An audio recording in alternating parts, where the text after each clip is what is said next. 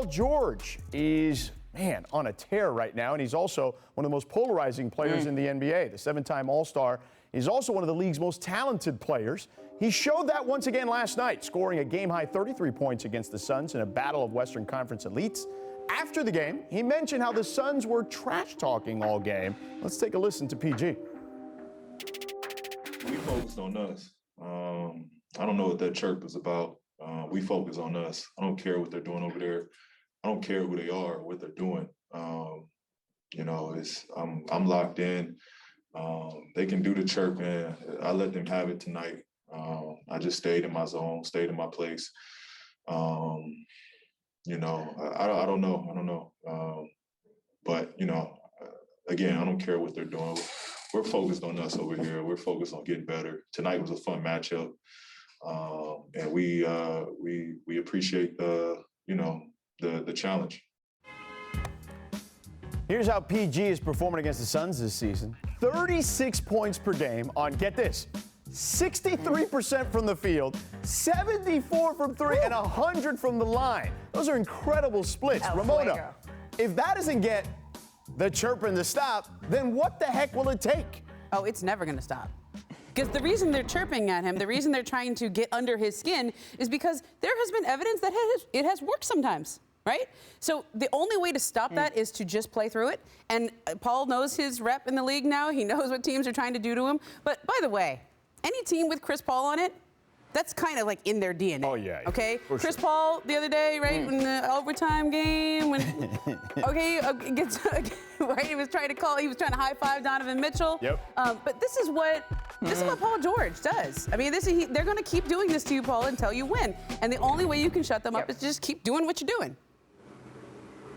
Yep. That is absolutely right. That's the only time that this is going to stop is when they win a ring. And that's probably how it should be, right? Because when you look at what happened with the Clippers last year, they fell short of a lot of people's, including their own expectations. When something like that happens, plus what Ramona mentioned, that combined history of perhaps being able to have that work a little bit, it's not going to stop. And also, why should it stop? We want to see this. This is what NBA fans want to see. They want a little bit of back and forth. It's entertaining. It's fun, but that's exactly what Paul George should be saying. I'm going to let them do the chirping because they still, as amazing as those numbers are, I believe the Clippers know that they still have something to prove after what happened last year. So you're not going to see them being out there, being the person who's hitting first, right? They're going to be focusing in on what they need to do because they remember, they know what happened. You know what's fascinating to me is, and Ramona, you probably were there too, but I remember covering those LeBron, Wade, Bosh teams, and they played the Pacers 3 times, okay? Once in the conference semis, twice in the conference finals.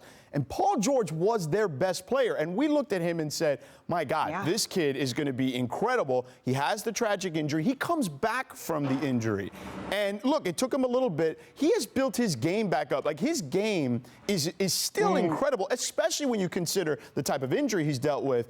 I understand the playoff part of this, but I feel like he is this close to just breaking through. If he just can have those playoff performances that we saw 7 or 8 years ago, Ramona, I think that all this stuff will be dispelled. Well, here's the thing about Paul. He's playing with an injured toe right now. And the only way that toe is going to get better is to rest. But they can't rest. And so he's out there playing night in and night out. And I think now they have one of the easiest schedules going forward in this last 20-something games of the year. So he may take a few games here to rest that toe as much as he can just to be ready for the playoffs. But he's been great. And the only way you clap back at people who are trying to get under your skin is to just go out and play. I don't even like that he acknowledged that they were chirping. I know that was the question that was asked of him, and so he gave it an expansive answer.